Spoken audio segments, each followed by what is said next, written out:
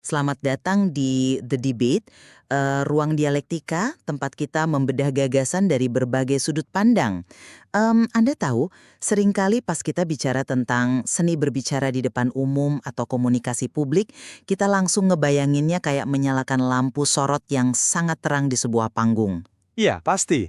Terlalu silau kadang-kadang. Betul, ada ekspektasi bahwa seorang pembicara yang hebat itu harus membutakan audiens dengan karisma yang meledak-ledak, energi yang meluap, volume suara yang mendominasi ruangan.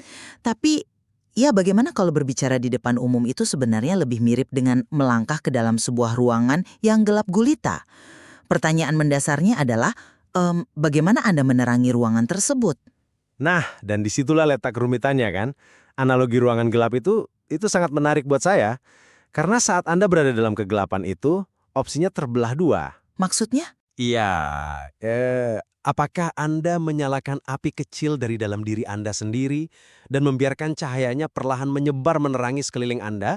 Ataukah Anda meraba dinding dalam kegelapan itu, mencari saklar utama yang memang sudah dirancang oleh arsitek ruangan tersebut? Ah, persis. Dan hari ini kita akan mengurai teka-teki itu. Kita nggak akan membahas komunikasi publik sebagai sekedar panduan tentang postur tubuh atau cara memegang mikrofon. Tentu tidak, itu terlalu dangkal. Benar, kita akan membedahnya sebagai arsitektur berpikir dan instrumen pengaruh. Berdasarkan materi yang kita kaji, yang secara khusus menyoroti strategi bagi kaum introvert untuk mendominasi ruang komunikasi. Kita akan memperdebatkan satu isu krusial di sini. Silakan. Apakah kekuatan sejati dan pengaruh dalam komunikasi publik bersumber dari penguasaan internal dan otentisitas diri? Atau yang sering kita sebut sebagai lapisan internal? Sebuah resonansi psikologis yang tenang? Ataukah hal itu justru lahir dari kemampuan kita melakukan adaptasi sosiologis, membaca relasi kuasa, menavigasi ekspektasi audiens di ruangan tersebut, atau lapisan eksternal? Menarik. Saya akan berargumen bahwa fondasi pengaruh yang paling kokoh dan bertahan lama itu selalu berakar pada lapisan internal, yakni kejernihan mental, otentisitas, dan ketenangan yang memancarkan pengaruh senyap yang murni. Dan di sisi seberang, tentu saja saya berpendapat bahwa komunikasi adalah arena sosial. Sejernih atau setenang apapun Anda di dalam pikiran Anda, kalau Anda gagal membaca matriks sosiologis di ruangan tersebut, Matriks seperti apa maksud Anda? ya, norma yang tak tertulis, siapa yang memegang kekuasaan, dan ekspektasi audiens Anda. Kalau Anda buta soal itu, pesan Anda nggak akan pernah benar-benar menembus kesadaran mereka. Adaptasi eksternal adalah kunci utamanya, bukan sekedar kedalaman internal. Oke, mari kita mulai dari fondasi internal itu dulu. Pengaruh yang sejati dibangun di atas kredibilitas dan logika yang kuat. Ini dicapai bukan dengan mencoba menjadi orang lain yang lebih bising, tapi melalui konsistensi dan presisi gagasan. Tunggu. Bukannya audiens butuh energi untuk tetap fokus? Tidak selalu, materi kita memberikan satu perspektif psikologis yang sangat memikat. Individu yang paling persuasif adalah mereka yang mampu mengintegrasikan diri mereka seutuhnya. Mengutip psikolog Carl Jung, kesalahan paling fatal dari seorang pembicara, terutama yang introvert, adalah memakai topeng ekstrovert demi tuntutan panggung. Mereka memalsukan energi mereka. Memasukkan itu kata yang cukup berat. Tapi itu kenyataannya. Coba kita amati tokoh-tokoh besar kayak Angela Merkel atau Mahatma Gandhi. Mereka mendominasi dunia, tapi gaya komunikasi mereka sangat menahan diri. Mereka menggunakan semacam minimalisme yang terkontrol. Iya, gaya bicara mereka memang tidak meledak-ledak. Tepat, mereka nggak membanjiri audiens dengan kata-kata. Mereka memangkas kebisingan agar maknanya tajam. Melalui presisi emosional ini, mereka nggak memaksa audiens untuk setuju, melainkan secara halus menarik audiens masuk ke dalam semesta pemikiran mereka. Ya, saya paham mengapa gagasan tentang menarik audiens ke dalam semesta kita itu terdengar sangat mulia ya. Tapi izinkan saya menarik kita kembali ke realitas bumi sebentar. Silakan. Gini, Anda berbicara seolah-olah panggung itu adalah ruang hampa. Ruang di mana cuma niat murni dan kejujuran pembicara yang diuji. Kenyataannya, mengutip sosiolog Max Weber, ruang bicara itu adalah perpanjangan langsung dari struktur sosial masyarakat. Tapi bukankah ide yang bagus akan tetap menjadi ide yang bagus apapun strukturnya? Tidak dalam komunikasi publik. Saat kita bicara di depan umum, komunikasi secara otomatis berfungsi sebagai alat legitimasi kekuasaan. Pierre Bourdieu juga mengingatkan kita bahwa bahasa adalah alat dominasi yang halus. Audiens itu nggak murni mengolah apa yang Anda katakan. Sistem bawah sadar mereka dengan cepat menilai siapa Anda dalam hierarki ruangan tersebut. Jadi maksud Anda otentisitas itu tidak penting? Menjadi autentik saja itu nggak cukup kalau bahasa Anda tidak beresonansi dengan realitas mereka. Kalau Anda nggak mampu beradaptasi, menyesuaikan gaya bahasa, ritme, dan referensi kultural dengan kebiasaan audiens Anda pada dasarnya sedang membangun rumah tanpa pintu. Audiens mungkin melihat keindahannya dari luar, tapi mereka tidak bisa masuk. Boleh saya potong di sini? Ya tentu. Ketika Anda menggunakan frasa, menyesuaikan gaya bahasa dan referensi, batasannya itu bisa menjadi sangat kabur. Kalau kita terus-menerus menyesuaikan diri dan berganti peran layaknya bunglon, bukankah kita kehilangan otoritas intelektual kita? Kehilangan otoritas? Saya rasa tidak. Oh, tentu saja bisa. Otoritas intelektual itu nggak datang dari seberapa pinter Anda meniru audiens. Pembicara yang kuat mempertahankan jati dirinya melalui pembingkaian ulang secara mental. Mereka membingkai ulang pesan mereka, bukan mengubah identitas mereka. Misalnya, ada konsep yang sangat kuat yang sering digunakan, yaitu aturan 70%. Ya, aturan 70%. Tapi bagaimana persisnya Anda melihat itu beroperasi tanpa mengorbankan apa yang Anda sebut sebagai otentisitas tadi? Mekanismenya sangat elegan secara psikologis. Daripada memuntahkan 100% isi kepala mereka untuk membuktikan bahwa mereka itu pintar, pembicara yang percaya diri menahan diri. Mereka dengan sengaja hanya menyajikan 70% informasi. Lalu membiarkan sisanya menggantung? Audiens untuk berpikir, mencari koneksi, dan pada akhirnya mengisi titik-titik tersebut secara mandiri di kepala mereka. Mereka menemukan kesimpulannya sendiri. Ini bukan manipulasi, ini adalah transfer kejelasan pesan yang menghargai kecerdasan audiens. Menghargai kecerdasan. Oke, ya. Kalau komunikasi cuma soal berganti topeng demi menyenangkan massa, seperti yang Anda sarankan, audiens yang kritis pasti akan mendeteksi kepalsuan tersebut. Dan begitu mereka mencium kepalsuan, kredibilitas Anda runtuh tak bersisa. Ya, itu penjelasan yang sangat indah tentang aturan 70%. Membiarkan audiens mengisi kekosongan memang ampuh. Tapi mari kita bedah asumsi di balik kata kepalsuan yang baru saja Anda sebutkan. Apa yang salah dengan asumsi saya? Anda menganggap bahwa beradaptasi itu berarti memalsukan identitas. Saya sangat tidak setuju. Dalam interaksi sosial, merujuk pada konsep teater sosial dari Erving Goffman, kita semua sebenarnya sedang berada di panggung pertunjukan. Dan gagasan tentang menjadi diri sendiri secara mutlak, itu adalah sebuah ilusi yang agak naif. Naif? Mempertahankan integritas itu naif. Bukan integritasnya, tapi penolakannya untuk beradaptasi. Anda tidak memalsukan diri Anda. Anda mengkalibrasi diri. Anda memilih bagian dari identitas Anda yang paling relevan untuk ruangan tersebut. Mengkalibrasi seperti apa maksudnya dalam prakteknya? Gini, materi kita menyebutkan tentang teknik cermin linguistik. Mari kita bayangkan sebuah skenario nyata. Anda adalah seorang analis data introvert yang harus mempresentasikan perombakan sistem di depan para buruh pabrik yang kelelahan setelah bekerja seharian. Oke, masuk akal. Autentisitas akademis Anda dengan mempresentasikan jargon kayak optimalisasi sistemik atau efisiensi algoritmik, Anda akan ditolak mentah-mentah. Tapi ketika Anda memutar frekuensi Anda, memantulkan bahasa mereka dan berkata, sistem ini kita ubah supaya shift malam gak lagi bikin badan rontok, Anda baru saja menggunakan cermin linguistik. Saya paham maksud Anda, tapi... Tunggu, biarkan saya selesaikan. Apakah itu kepalsuan? Sama sekali tidak. Anda tidak sedang berbohong. Anda sedang memastikan gagasan Anda bisa menembus tembok pertahanan sosial audiens. Kalau Anda bersikeras mempertahankan gaya akademis atas nama menjadi diri sendiri, Anda sebenarnya sedang bersikap egois. Anda gagal membaca konteks ruangan. Oke, saya sepenuhnya setuju bahwa menggunakan jargon di depan audiens yang salah adalah kegagalan komunikasi absolut. Saya nggak sedang membela arogansi akademis di sini. Baguslah kalau kita sepakat soal itu. Namun, cermin linguistik atau meminjam bahasa mereka itu cuma sekedar kunci pembuka pintu depan. Peniruan semacam itu nggak akan membuat mereka tunduk pada gagasan Anda secara mendalam.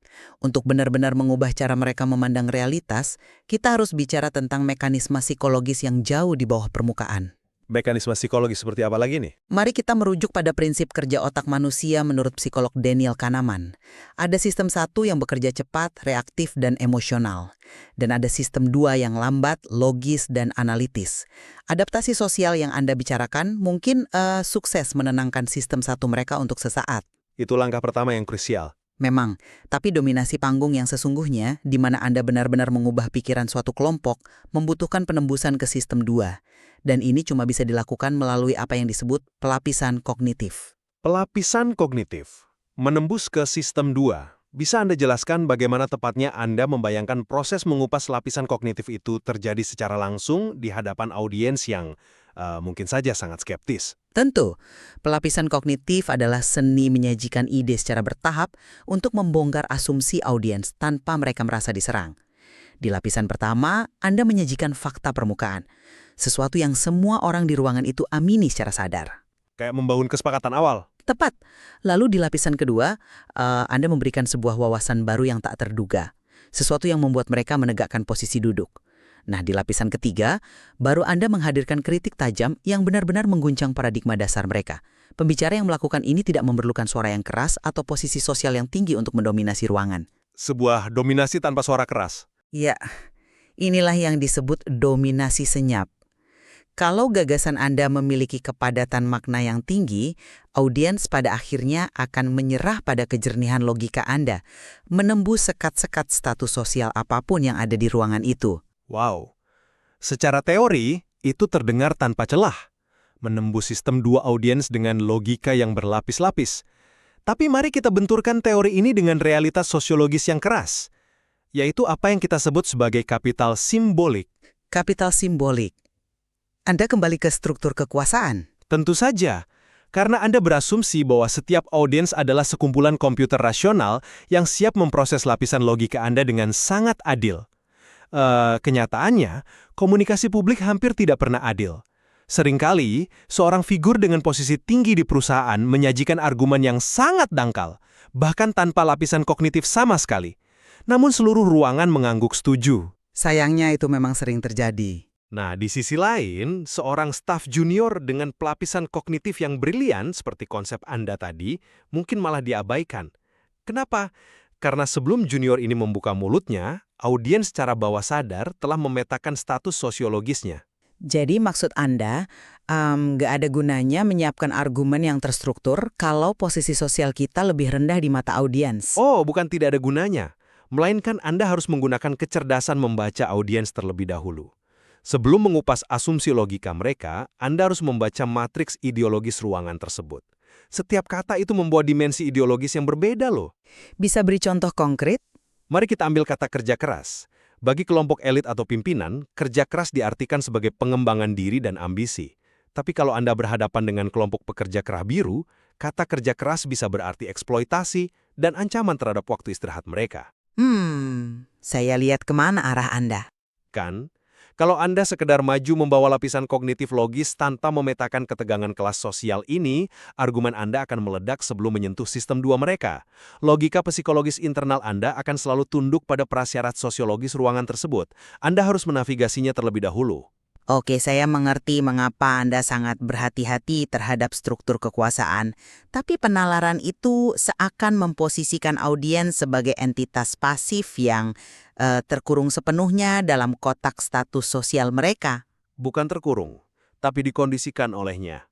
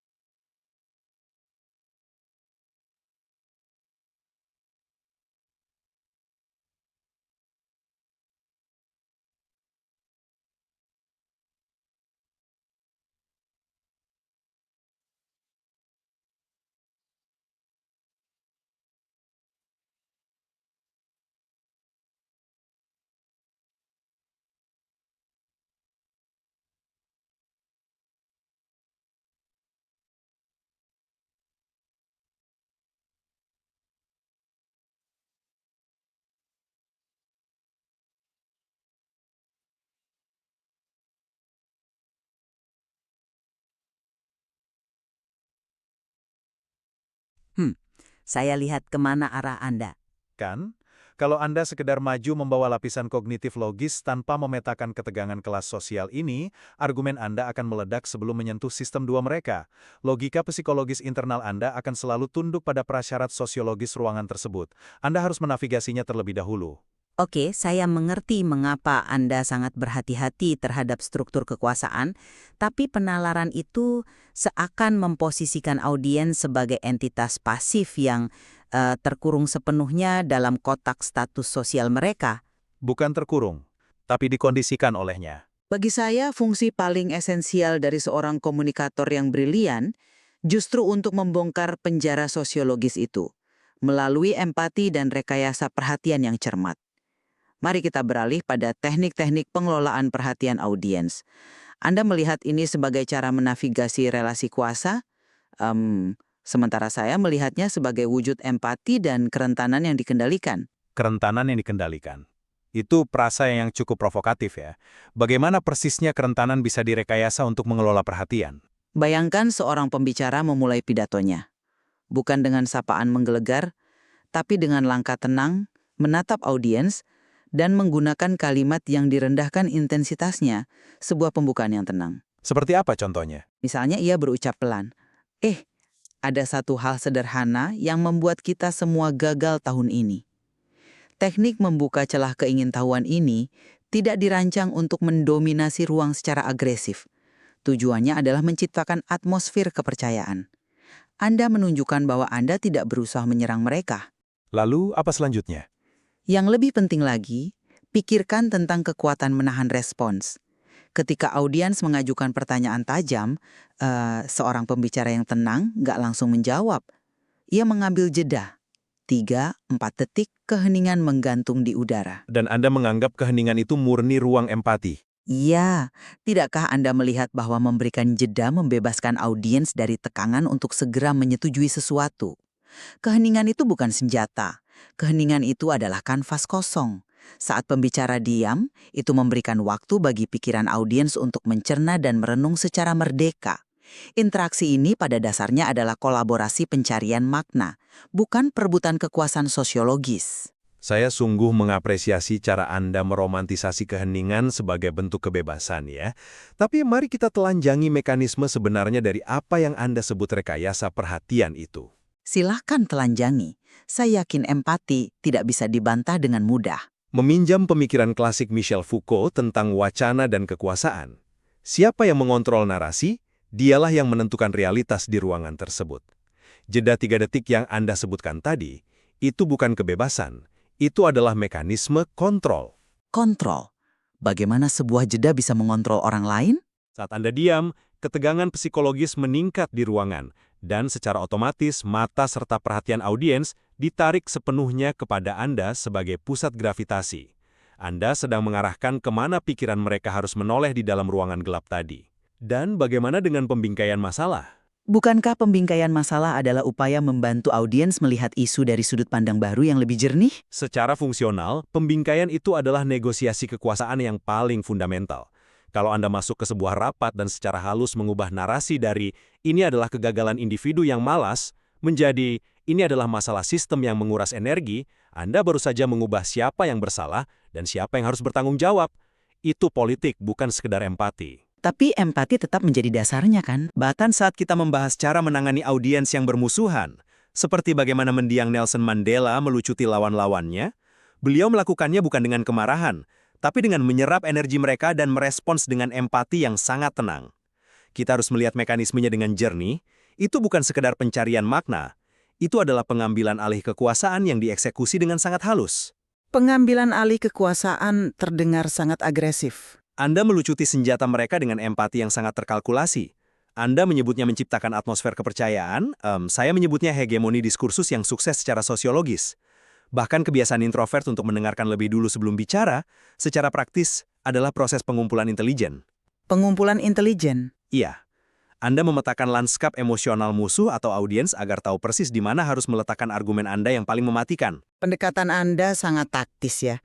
Namun saya khawatir, kalau kita mereduksi empati sekedar sebagai pengumpulan intelijens, dan jeda reflektif dianggap hanya sebagai kontrol wacana, kita telah melucuti esensi kemanusiaan dari komunikasi publik itu sendiri. Saya tidak melucuti esensi kemanusiaannya.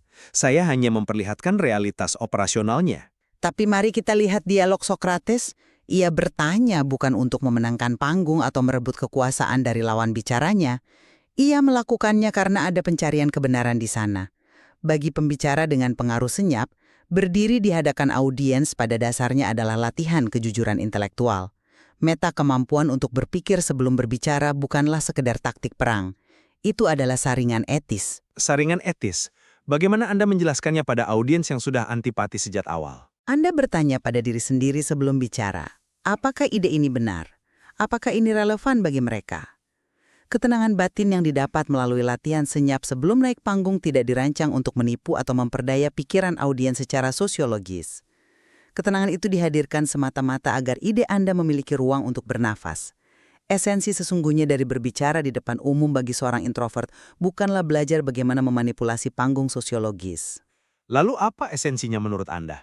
Esensinya adalah membuktikan bahwa seseorang tidak membutuhkan suara yang keras untuk menanamkan gagasan yang mengubah hidup pendengarnya. Tentu. Saya tidak akan menolak nilai intrinsik dari kejujuran intelektual atau ketenangan batin. Memiliki ide yang jernih memang prasyarat yang tak bisa ditawar. Namun pada akhirnya, kita harus kembali berhadapan dengan audiens nyata. Dan saya percaya audiens nyata akan merespons kejujuran tersebut. Argumen Anda yang terstruktur seindah apapun di dalam kepala Anda akan jatuh berdebam membosankan di lantai panggung kalau tidak disertai pembacaan presise terhadap dinamika manusia di depan Anda. Komunikasi selalu dan akan selalu terikat pada di mana Anda berdiri dan siapa yang duduk mendengarkan Anda. Tapi substansi tetap yang utama. Keberhasilan berbicara di depan umum itu tidak pernah murni sekedar transfer ide dari satu otak ke otak lain. Itu adalah negosiasi struktural yang sukses. Anda wajib tahu siapa penentu opini informal di ruangan itu. Anda harus bisa meraba di mana letak rasa tidak aman dan harapan kolektif audiens Anda. Kalau Anda mengabaikan variabel sosiologis ini demi mengejar kesempurnaan gagasan internal murni, ya Anda pada akhirnya hanya sedang berbicara dengan diri Anda sendiri di cermin, bukan dengan dunia. Sangat menarik melihat bagaimana kita membedah ini, meskipun kita berangkat dari fondasi yang tampak bertolak belakang ya. Saya berpijak pada integritas psikologis dan kejernihan internal, sementara Anda berpijak pada adaptasi sosiologis dan pembacaan kekuasaan. Ya, dua spektrum yang saling tarik-menarik. Tapi, saya merasa kita bermuara pada satu titik kesepakatan yang sangat esensial dari materi ini. Kita sama-sama meyakini bahwa model ekstrovert tradisional yang cuma mengandalkan kebisingan, gaya bahasa hiperbolik, dan dominasi visual belaka tanpa substansi adalah metode komunikasi yang usang dan sangat rapuh di era sekarang. Benar sekali. Suara lantang tanpa kalibrasi sosial yang cerdas atau kedalaman intelektual hanyalah sekedar kebisingan yang mengganggu ruangan. Pada akhirnya, kekuatan sejati yang otentik, baik Anda mendefinisikannya sebagai resonansi psikis yang perlahan menembus sistem dua audiens, maupun sebagai strategi sosiologis ahli yang piawai menavigasi kekuasaan, keduanya mencaratkan satu pijakan awal yang sama. Yaitu mendengarkan. Tepat. Semuanya selalu dimulai dari kemampuan mendengarkan dunia orang lain sebelum Anda berani membuka mulut. Komunikasi yang berdampak mendalam selalu menuntut kita untuk berani melangkah keluar dari ego kita sendiri. Tepat sekali. Kemampuan mendengarkan secara mendalam adalah jembatan di mana lapisan internal pemikiran dan lapisan eksternal sosiologis itu akhirnya bertemu dan menyatu. Saya rasa perdebatan kita hari ini meninggalkan sebuah refleksi praktis yang sangat memikat ya bagi setiap pendengar kita. Refleksi yang seperti apa? Ketika esok hari Anda harus melangkah ke sebuah ruangan rapat yang tegang, atau berdiri di depan podium yang sunyi untuk mulai berbicara, tanyakan pada diri Anda, apakah Anda sedang memproyeksikan integritas dan ketenangan batin Anda yang paling murni? Ataukah Anda sedang menavigasi struktur teater sosial yang rumit di hadapan Anda? Ataukah mungkin seperti metafora kita di awal tadi, kedua kemampuan inilah yang sebenarnya merupakan dua sisi saklar yang harus Anda tekan bersamaan dalam kegelapan tersebut. Karena pada akhirnya, saat lampu kembali menyala dan audiens meninggalkan ruangan, mereka tidak akan mengingat seberapa keras volume suara Anda. Mereka hanya akan mengingat seberapa dalam Anda mampu membuat mereka merasa bahwa dunia dan realitas mereka benar-benar dipahami. Sangat puitis dan sangat nyata. Dan di titik itulah, kata-kata bertransformasi menjadi kekuatan yang nyata. Terima kasih telah meluangkan waktu dan pikiran Anda bersama kami di The Debate. Sampai jumpa di ruang dialektika kita selanjutnya.